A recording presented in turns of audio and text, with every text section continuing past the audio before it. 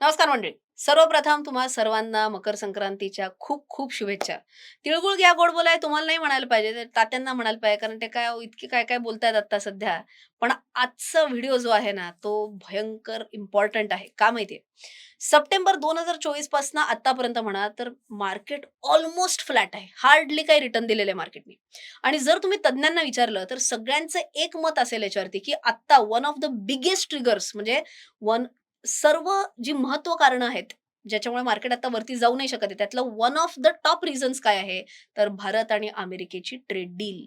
ती जोपर्यंत पुढे जात नाही, तोपर्यंत आपले मार्केट काही फटाफट वरती जातील असं वाटत नाही. आता आपल्याला थोडंसं ना, सगळ्यात पहिल्यांदा आपल्याला चेक केलं पाहिजे, की ही ट्रेड डील न झाल्यामुळे भारताचे एक्सपोर्ट्स खरंच खालती गेलेले आहेत का? पहिली गोष्ट. दुसरी गोष्ट आपल्याला थोडंसं झूम आउट करून हे ट्रेड डील म्हणजे जी काही आपली टॅरिफ वॉर जो काही सुरू झालाय, तो कधीपासून सुरू झालाय आणि काय झालेलं आहे, आता कुठे येऊन ठेपलेला आहे, या सगळ्या गोष्टी पण बघितल्या पाहिजेत आणि आत्ता या क्षणी नक्की घोडं अडलंय कुठे? प्रॉब्लेम कुठे येतोय? याबद्दल सुद्धा आज आपण चर्चा करणार आहोत. खूप महत्त्वाचा व्हिडिओ आहे. शूट एंड रिलीज करतेय. म्हणजे थोडक्यात आत्ता जे काही बडबड करायला सुरुवात करते ते तोपर्यंत भेटूया. नमस्कार. इथपर्यंत वन टेक करणार आहे. सो थोडं पुढं मागे काय झालं, तर पिन्ड कॉमेंट डिस्क्रिप्शन बॉक्समध्ये नक्की करेक्शन्स चेक करा. ओके. सगळ्यात पहिल्यांदा एक्सपोर्ट्स कमी होतायत का? तर होतायत. तुम्ही जर इथे बघितलं तर क्लिअरली ग्राफिकलीच कळेल. $10 बिलियन वरनं म्हणजे 10,163 मिलियन म्हणजे $10 बिलियन वरनं साधारण $5.5 बिलियन एवढा आपला एक्सपोर्ट कमी झालेला आहे. पण जर तुम्ही इयर ऑन इयर बघितलं म्हणजे नोव्हेंबर 24 ची जर तुलना तुम्ही ऑक्टोबर 25 ची केली, नोव्हेंबर 25 चा डेटा नाहीच आहे माझ्या आर्टिकलमध्ये. तर तुम्ही जर बघितलं तर आपला हा overall year on year export वाढलेला आहे का? तर वाढलेला आहे. सो फटका पडलाय का? पडलेला आहे मंथ ऑन मंथ वरती. पण इयर ऑन इयरला असा ड्रॅमॅटिक फरक वाटत तरी नाही. ओके. आता हा जो फटका पडला, एवढे एक्सपोर्ट्स ड्रॉप झाले, ते कशामुळे झाले? तर टॅरिफ्समुळे झाले. आता तुम्हाला जर आठवत असेल, तर थोडं फ्लॅशबॅकमध्ये नेतीये. 2 एप्रिल 2025 तात्यांनी सांगितलं लिबरेशन डे. जे कोणी असं करतंय, जो देश आमच्यावर टॅरिफ जास्ती लावतोय, पण आम्ही जेव्हा त्यांना गुड्स विकतोय, त्याच्यावरती आमच्यापेक्षा जास्ती टॅरिफ ते लावतायत. असं जर आम्हाला सीन वाटला, तर आम्ही त्यांना जास्ती पनिश करणार. आम्ही त्यांच्याकडनं जास्ती टॅरिफ वसूल करणार. हे आता हिस्ट्री झाली. इथपासून सुरुवात झाली. म्हणजे सुरुवात कशी झाली? अगदी साधी साळसूद सुरुवात झाली, की ट्रेडवरनं सुरुवात झालेली आहे. ट्रेड वॉर टॅरिफवरची. त्याच्यात त्यांनी सांगितलं भारताला 26% आम्ही टॅरिफ लावणार. त्याच्यानंतर 9 एप्रिलला ते म्हणले, "आम्ही जरा पॉज करतोय. 90 दिवसांसाठी आम्ही पॉज बटन प्रेस करतोय. बघू काही दोन्ही देशांमध्ये जर काही समजूत जर झाली तर कदाचित आम्ही हे 26% लावणार पण नाही." त्याच्यानंतर 7 ऑगस्ट 2025 ला ते म्हणले, "ठीक आहे, आता आम्ही परत रिसेट करतोय. 25% आम्ही भारतावरती टॅरिफ लावणार." ओके. 27 ऑगस्टला त्यांनी सांगितलं, "आम्ही ॲडिशनल 25% टॅरिफ लावणार तुमच्यावर." का? कारण तुम्ही रशियाकडनं ऑइल पर्चेस करताय आणि त्याच्यासाठी तुमच्यावरती ॲडिशनल 25% टॅरिफ लावणार. आणि हाईट म्हणजे आत्ता रिसेंटली 7 ते 9 जानेवारी 2026 च्या दरम्यान त्यांनी सँक्शनिंग रशिया ॲक्ट ऑफ 2025 एक नवीन ॲक्ट आणायचं म्हणतायत ते. ज्याच्या अंतर्गत जे कोणी रशियाकडनं ऑइल विकत घेत असतील, त्यांना अप टू 500% सेकंडरी टॅरिफ्स लावणार आहेत. आता हे मी तुम्हाला का सांगते? त्याच्यामागे 2 कारणं आहेत.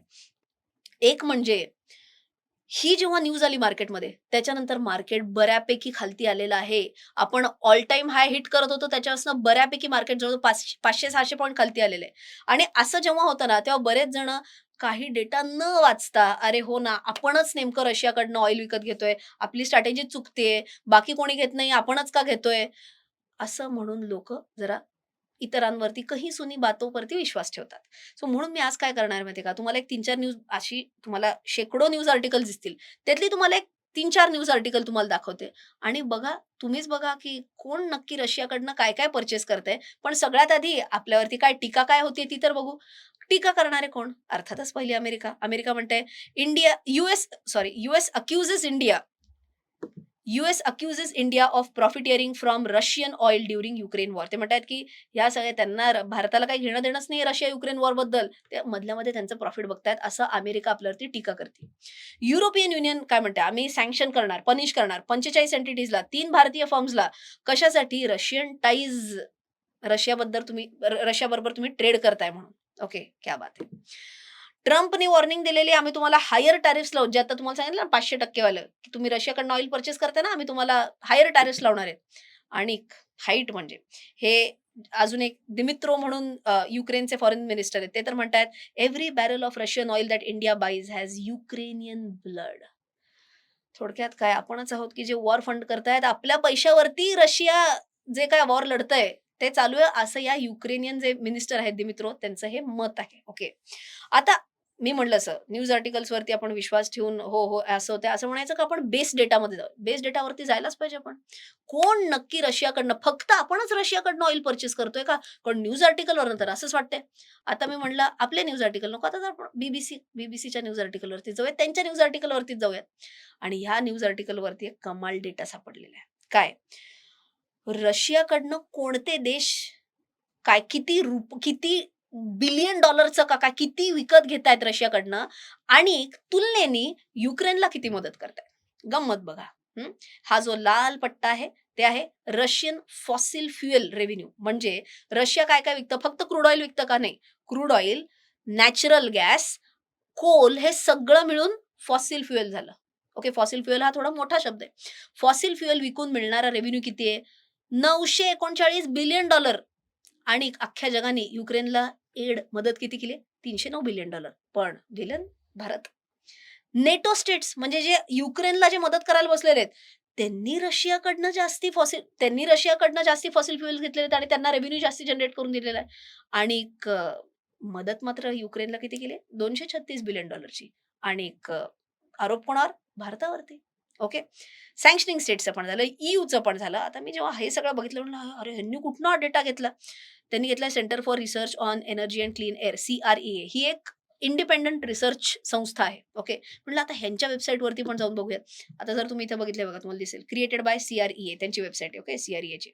आता याच्यात तुम्हाला दिसेल की जेव्हापासनं वॉर सुरू झालं तेव्हापासनं 11 जानेवारी 2026 लेटेस्ट डेटा तोपर्यंत सगळ्यात जास्ती रशियाकडनं फॉसिल फॉइल कोणी इम्पोर्ट केलेले आहेत? सगळ्यात मोठा तर चायना आहे. चायनाच्या खालोखाल युरोपियन युनियन आहे. ओके. आणि हा जो गॅस आहे ना, गॅस तर बघा चायनानी 40,900 इथे तुम्हाला दिसेल युरोपियन युनियन गॅस बघितलं 1,08,547 आणि भारत तर तिथे गॅस असं छोटीशी रेघ दिसते. अरे पिल्लू तिथे कळत-नकळत 18,270 म्हणजे आता तुम्हाला कळेल, की गॅस तर आपण ना के बराबर घेतलेला आहे रशियाकडनं. पण म्हणून तुम्ही बघितलं तर ते सारखं काय म्हणतायत रशियन ऑइल म्हणजे ऑइल घेतलं म्हणजे पाप केलं आणि नॅचरल गॅस तर नॅचरलच आहे. असं वगैरे त्यांचं मत असेल तर म्हणजे अवघडच आहे एकंदर, राइट? सो मी म्हणून म्हणलं, की आपल्याला डेटा माहिती पाहिजे आणि या सगळ्या पार्श्वभूमीवरती सारखं भारताला सांगितलं जातंय, टार्गेट केलं जातंय, की तुम्ही करताय ना रशियाकडनं ऑइल पर्चेस म्हणून तुमच्यावरती टॅरिफ आणि हे टॅरिफ लावल्यामुळे आपले मार्केट्स जे आहेत, ते आता अनफॉर्च्युनेटली चांगले परफॉर्म करत नाहीयेत. बरेच जण म्हणतायत, की मग अहो करून टाका ना. ते ट्रेड डील साइन करून टाका ना. म्हणजे एवढी टीका करायची आपल्यावरती आणि आपणच ट्रेड डील साइन करायची का? तर तात्या तर बोलायला बसलेलेच आहेत. तात्या काय म्हणतायत, मोदींनी मला म्हटलं, "sir, may I see you please?" असं तात्यांनी सांगितलं, की मोदी त्यांना असं म्हणाले, की "may I see you please?" आणि याच्यावरतीच अमेरिकेचे जे यूएस कॉमर्स सेक्रेटरी आहेत हे होवार्ड लुटनिक नावाचे, त्यांनी सांगितलेलं आहे, की ही जी भारत आणि अमेरिकामधली ट्रेड डील जी होत नाहीये, ती का होत नाहीये? Because Indian prime minister Narendra Modi did not call US president Donald Trump. All in all या व्हिडिओची आपण सुरुवात कुठनं केली? सुरुवात इकडनं केली आपण, की आत्ता भारताचं जे स्टॉक मार्केट आहे, ते तसं साइडवेजच चालू आहे. त्याच्यात काही एवढं असं फार मार्केट तेजीत नाही आता. का? तर भारत आणि अमेरिका यांच्यामध्ये ट्रेड डील अजून पूर्ण झालेली नाही. ट्रेड डील पूर्ण न होण्याच्या मागे कारण काय? तर अजूनही भारतावर ही टीका होतीये, की तुम्ही रशियाकडनं जास्ती ऑइल पर्चेस करताय म्हणून आम्ही तुम्हाला अजून टॅरिफ लावणार. पण नुसतं कही सुनी बातों पर विश्वास न ठेवता ॲक्चुअल डेटा बघावा आणि आपल्यापेक्षा खूप जास्त इम्पोर्ट करणारे वेगळे देश आहेत, हे तुमच्यापर्यंत हा डेटा पोहोचावा म्हणून हा मी व्हिडिओ बनवला. मनापासून सांगते मी काही जिओपॉलिटिक्समधली तज्ञ नाही, पण हा माझा एक हॉनेस्ट एफर्ट होता. मी जे काय वाचते, मी जे काय अभ्यास करते, तो तुमच्यापर्यंत सोप्या मराठी भाषेतनं तुमच्यापर्यंत हा डेटा पोहोचवावा, हा एक माझा हॉनेस्ट एफर्ट होता. हा एफर्ट जर तुम्हाला आवडला असेल, तर खालती जिओपॉलिटिक्स एवढंच कमेंट सेक्शनमध्ये लिहा. मी असे व्हिडिओज तुमच्यापर्यंत नक्कीच आणायचा मला आवडेल. आणि एक महत्त्वाचं म्हणजे तुम्हाला काय वाटतंय भारत अमेरिकेमध्ये ट्रेड डील कधी होईल? ह्याचा तुमचा अंदाज काय? हे सुद्धा कमेंट सेक्शनमध्ये सांगूया. भेटू पुढच्या भागात. तोपर्यंत नमस्कार. तुम्ही अनेक सोशल मीडिया प्लॅटफॉर्म्सवर अशा जाहिराती बघितल्या असतील. प्लीज नोट करा हे सर्व फ्रॉडस्टर्स आहेत आणि तुम्हाला कायम हे स्टॉक टिप्स आणि खूप जास्ती रिटर्न्स प्रॉमिस करतील. मी कोणतेही कॉल्स देत नाही, मी कोणतीही ॲडवायझरी सर्व्हिस पण देत नाही. मी फक्त आणि फक्त ज्ञान देते. तेही माझ्या YouTube चॅनलवरून आणि माझ्या वेबसाईट्सवरून rachanaraनडे.com आणि rachanaraनडे.in वरून.